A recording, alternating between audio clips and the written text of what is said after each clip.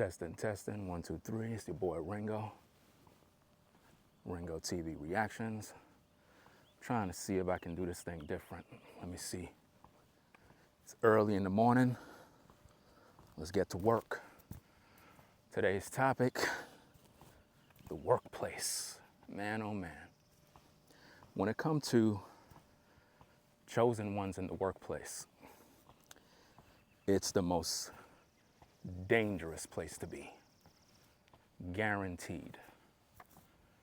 The most dangerous place for a chosen one is the workplace. And I want to talk about that. Again, it's about 6:30 a.m. in the morning. Got to get up early to work, fam.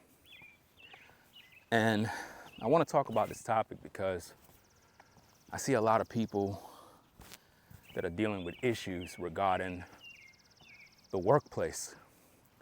And I need for you to understand that as a chosen one, the workplace is the most dangerous place to be in because it's a place that you're going to be having the majority of all your challenges. All your challenges is going to come from the workplace. That's where you're going to deal with all of the people, all of the issues. You're going to deal with people trying you, testing you, bothering you, you name it. It's going to be in that workplace. Now, some chosen ones believe that we're not supposed to be at the workplace. It's like, you can say that, but for the most part, how else are you going to eat? You know what I mean? Like, how else are you going to survive if you don't have a job? So you all have to work. You all have to have a place in which you can go to do what you need to do to have income. But some of us, it's not meant for us. Some of us is not supposed to be in that environment because it's just not for you. Not saying that you're too good to work or you're too good to be at the 9 to 5, but some of you don't belong in the workplace because it's too toxic for your spirit. It's too toxic for you to pretty much be there doing what you're doing. Why? Because it don't even make no sense. It's like, why am I even there? Why am I even there dealing with all of that mess? Like, I'm not wasting my time with that garbage. So I'm just doing me. You know what I'm saying? And it's something that a lot of people don't understand. Like, you personally would have to know who you are in terms of, should you remain at the 9 to 5? Should you remain there? That's a choice you're gonna have to make. That's a personal choice. To me, I knew it wasn't the place for me to be because I paid my dues already. Just like some of you, you paid your dues to society. You did what you had to do at the 9 to 5, and it was time to go. You couldn't deal with the headaches. But for most of us, you gotta be there. I mean, it is what it is. So let's get back to the topic, focus on what we're dealing with here. In case you're now joining in, we're talking about how the 9 to 5 is the most dangerous place for a chosen one. The most dangerous place is the 9 to 5 because that is where you're pretty much going to be tried, tested. All your challenges is going to come from there. All of your co-workers are going to challenge you. They're going to test you. And to be honest, everybody get tested at the workplace. But when you're a chosen one, it's totally different. It's a totally different kind of test because it's almost like people are irritating you on purpose, trying their best to get a reaction out of you. And you can't afford to deal with that mess every single day. It's stressful. It could be very stressful to have to pretty much deal with constant noise in the workplace, constant challenges all day. You know what I mean? So I need for you to understand that the workplace is the most stressful place for a chosen one. Very, very stressful. Very, very stressful. Right? Again, top of the morning, we out here working. We ain't playing no games. We doing what we gotta do. I told you already. When I focus on my work, I don't procrastinate. I focus on business. I do what I gotta do. And I get up bright and early to get to work. So we're gonna take a walk, do what we gotta do, and it is what it is. The workplace, the most dangerous place for a chosen one. As soon as you clock in on the job, the war begins. Sad to say, guys, but as soon as you clock in the workplace, the war is on. It's gonna be you versus all sorts of spirits. Now, the way this thing works is like this. As soon as you get in on your job, that is the opportunity for spirits to really try you. Why? Because as chosen ones, you remain in isolation. You remain in a peaceful state when you're at home. So you normally are not out in the open to be detected. But when you're at work, there's nowhere to hide. When you're at work, you got to be around people. See, as a chosen one, you normally don't want to be around nobody. You normally just want to stay to yourself and just do your own thing. But for the most part, you're going to be around people in the workplace. And guess what? You can't stop that. So you're going to have to learn how to cope and deal with these challenges. A lot of us may not want to deal with it, but you got to deal with these challenges, guys. So as soon as you clock in, you're at the job, you're minding your own business, just doing your thing. First thing first, supervisor. Supervisor calls you. Out of everybody, the supervisor is already on your tail. The supervisor is already aggravating you. You just got in. You're eating your bagel, you're drinking your coffee, you're trying to unwind. Y'all know how it is when you go to your job. You know, you get dressed, put on your uniform, whatever the case is, and you have like about a good 15, 20 minutes to unwind and do the things that you normally do. Well, in your situation, you don't even get no time to breathe.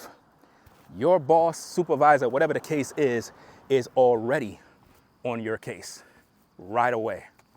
And it could be very challenging and frustrating to have to deal with the aggravation early in the morning. You just got to work. You just had a long drive. You may have problems in your house. You may have other issues you're dealing with. But it's like when you go to work, man, more challenges. So it can be a stressful environment for a chosen one. Very, very stressful. So you move on in the day. Your supervisor wants you to do X, Y, and Z. There's other workers there, but he's not picking on them. He picks on you. Now, that's not to say you're not gonna have a cool supervisor, because when I was on the 9-to-5 grind, I had cool supervisors. And I think it's because of the way I interacted with people, right? I always knew that I was a chosen one, even in the workplace. But I also knew how to communicate with people, because I'm a people person and I know how to communicate. And I understood that supervisors can sometimes be on a power trip because they know they can tell you what to do, and you know, they could write you up and so on and so forth. So I knew how to play the game, right? First thing first is when you're on a 9-to-5, you got to stay out of, or should I say, you got to stay off the radar, meaning you can't be in a situation where you are detected in the job. In other words, when you go to work, you just want to go there to do your job. That's it. You don't want to mix mingle with everybody, because that's how you get yourself not necessarily in trouble, but you tend to stand out. And as you know, as a chosen one, you pretty much stand out wherever you go, because you are, I don't like saying the word different, but you're just so outgoing that you confuse people, because you do things that they normally don't see. Like, for example, it's like 6:30 in the morning and I'm out here with a camera. Well, to the average person, they're probably like, who is this guy? What is he doing? It's early in the morning. This is crazy. But for the most part, I don't really care, because I'm at work. I'm doing my job. It's early in the morning. I'm doing what I'm supposed to do. It is what it is. I don't really concern myself with what people are thinking. So that's the same way I moved at the 9-to-5 grind. I didn't care about who watching or who looking and all this other mess. I was more concerned with just doing my job, you know? But now, the reason why the challenges come is to test you to see if you're ready to go to the next level. Because here's the thing. Let's say you have about 4 years at a particular company, right? You have 4 years at this company and you don't really know everybody, but you've been there for a minute and it's stressful. Once you're not passing none of these tests, none of these examples, then guess what? You're gonna have more challenges, more tests, more people aggravating you, doing all sorts of things to try to provoke you. And it's really all about you overcoming the spirits that keep messing with you. Because if you don't pass these tests, right, you're gonna continually deal with this from many different people. Many different people gonna cross your path with the same spirit. New level, new devil. That's what we say, right? Okay, so once you understand that principle, you know that these tests and challenges are gonna come because you're not in a place where you can control everything, because you're at work. It's one thing when you're in your home, when you're in your own space, you can turn off the phone, you can lock your door, you can shut everybody out. But when you're in the workplace, you can't do that. So you gotta learn how to deal with people, man. You really gotta learn how to interact and not be so closed-minded that you get frustrated and you show this frustration to everybody else. Because once you do this, it's not gonna work. You're gonna go through a similar test every single minute until it literally drives you crazy. I'm just saying. And it's gonna get pretty bad. So the workplace is truly the most dangerous place for a chosen one. Very, very dangerous. And even though you might have colleagues and coworkers that you interact with, talk to, you really can't trust everybody at the job site. You really can't. And the reason being is someone is always, I repeat, someone is always plotting on you at the job. You may not want to believe that. You may think, nah, nobody's doing that. Everybody likes me at the workplace. Nah, everybody don't like you. There's people talking about you at the workplace. There's people who is going to your supervisor and telling your supervisor things about you in hopes to get you in trouble, in hopes to get you written up, possibly get a memo, some sort of disciplinary action, you name it. When I was on a 9-to-5, I had, a couple of buddies on the job. We pretty much was cool. I had a cool team. But there were people that would plot. There were people that tried their best to get me in trouble. And I knew who they were. And I knew when I get around them, I had to move a different way because they would read, listen to anything that I say. I had people that tried to report me on the job just for my beliefs. They would literally go tell the supervisor, he believes in this and he believes that. And I'm getting called to the office for my personal beliefs. It's crazy. So when you're in the workplace, right, you don't want to bring your beliefs and start publishing that in front of everybody.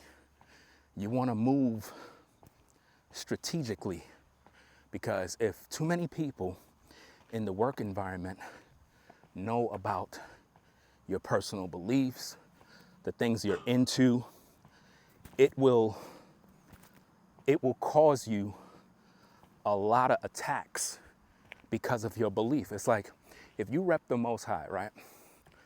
And you go to your job and you're like, yeah, I believe in this, I believe in that. Well, sadly, the demons that operate through people are going to challenge you. Why? I mean, look what you said. You said you believe in the Bible. Okay, so now that you believe in that, you're going to get tested all day. Your faith will be tested by fire, is what the scripture says, right? So what do you think? What do you think? If you go to your job and you promote your personal beliefs, you're going to be tested on everything you claim to believe in. So if you say you believe in patience, if you say you believe in long suffering, if you say you're the type of person who forgive people, you're going to be tested on all of those things. You're going to be proven to see if you really are a true chosen one. This is why it's sort of like going to the gym. Think of the workplace as a gym membership. You're there to do a job, but you're being tested. Now, that's not to say this is happening all day, every day, and you're just stressed out. Some of you are now. Some of you do have a job where it's very challenging. But you have to understand that when I'm speaking to thousands of people that are experiencing a lot of different situations in life. So some things I say will apply to you, some things may not, because it's not for you. It's for certain people. For example, throughout this entire show, I could be talking to 1,000 different people about certain situations each of them are going through. So you got to take what works with you, what resonates with you, and then make that work, if that makes sense, right? So moving on. The challenges are going to come from people that hang around you. These are the co-workers that you typically interact with every day. Some of them you're cool with, some of them you may not be cool with. The people that you're not really cool with at the job are normally the ones that are plotting. I know it sounds crazy, but at the end of the day, this is how it works. The ones who you don't really interact with are normally the ones who are plotting. So you gotta be not careful, but you gotta move with intelligence and understand who's who. It's just that simple. A lot of people just don't know how to move, man. When I was in the 9-to-5, I understood the politics of the job. I understood who are the key players. I understood which of the workers are the snitches, the teacher's pet. You know, you got all these kind of folks that are in the 9-to-5. So once you understand the politics of the work environment, you'll know how to play the game. So I knew how to move in the workplace environment. I knew how to talk, what to say, who to hang out with, who the movers and shakers are. I understood who's who. And I knew how to mix and mingle with different people because I recognized that relationships are very important because it can either make you or break you, the relationships that you have. So let's say you have a supervisor that is he's power hungry. He likes to boss people around, tell people what to do, right? The way you deal with supervisors like that is you know what they want. They want attention, they're greedy, egotistical, all of that mess. The best thing you can do in situations like that is just do your job. Do your job, don't talk too much.